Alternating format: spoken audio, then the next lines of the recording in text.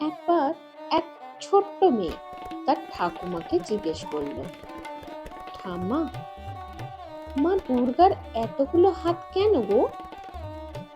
ঠাকুমা মুচকি হেসে বললেন, কারণ মা শুধু একজন নন, মা হচ্ছেন সকলের মা।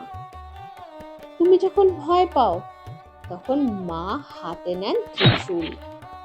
তুমি যখন দুঃখ পাও মা তখন তোমার মাথায় রাখেন আশীর্বাদের হাত। তুমি যখন পথ হারাও মা তখন শঙ্খ বাজিয়ে তোমাকে ডাকেন।